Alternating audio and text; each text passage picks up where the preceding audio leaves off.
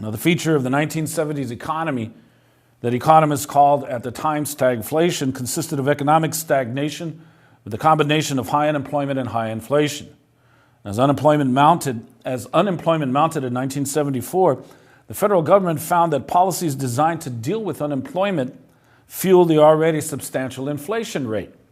And the inflation of the early 1970s was caused in part by President Johnson's decision to wage an expensive war in Vietnam while also increasing spending on Great Society programs.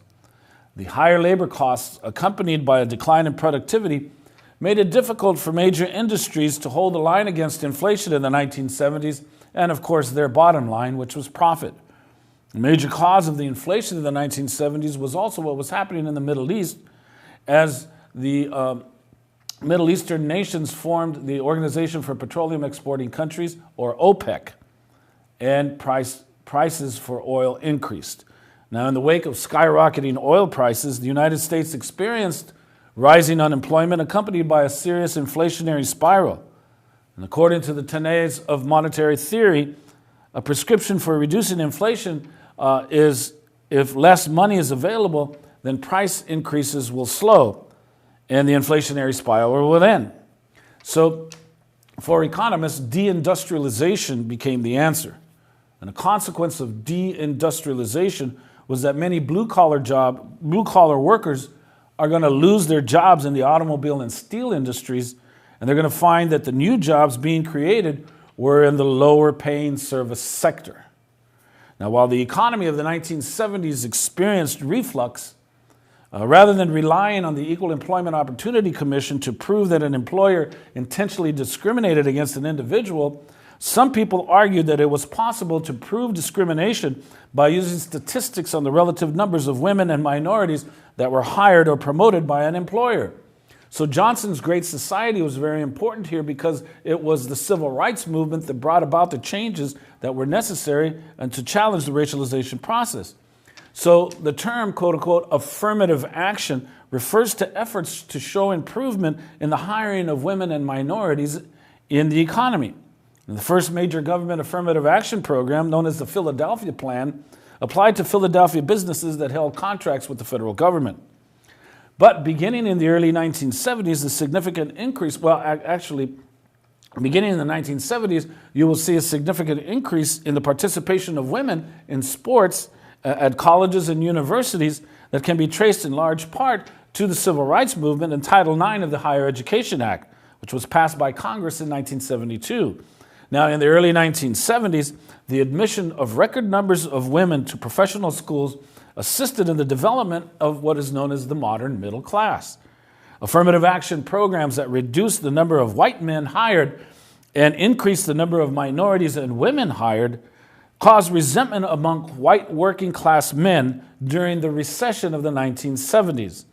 So an immediate backlash occurred against all people of color and women, and a debate over what to do, especially with the Mexican immigrant, engulfed Congress for years to come. Now, with the election of Ronald Reagan in 1980, neoliberalism is going to find a home, and in foreign policy, it became known as the Washington Consensus. Now, one of the items on Reagan's agenda at the beginning of his first term was the weakening of federal government environmental, health, and safety regulations. And during the Reagan administration, those who were appointed to head federal regulatory agencies often opposed the federal regulations they were supposed to enforce. During President Reagan's first term, the nation's environmental movement was going to be re-energized because of the news and actions of Reagan's Secretary of the Interior, James Watt. He began to sell wholesale all of the nation's national parks. And when the 11,300 members of the Professional Air Traffic Controllers Organization went on strike in 1981, President Reagan fired the strikers and barred them from ever being rehired as federal air traffic controllers. And then finally, President Reagan pleased the new right by supporting prayer in public schools. So, according to the advocates of supply-side economics, the key component of neoliberalism was an increase in savings and investments by the upper class and corporations, and this would lead to renewed prosperity as profits from the top trickled down to the middle and lower classes. Because of President Reagan's economic policies, the United States is going to become the world's largest debtor nation. And as a believer in supply-side economics, Reagan called for lower income tax rates for individuals and corporations. Economic activity declined and the unemployment rate increased. Wealth did not trickle down.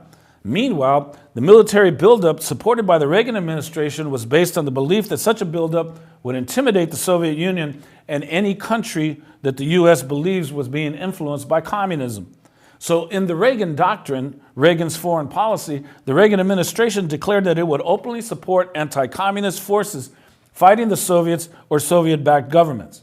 So what was kept covert and was kept from the public eye in the 1950s and the 1960s and the 1970s because the American public didn't know what was going on in foreign policy at the time, what was kept covert in that era became overt and in full view in the 1980s.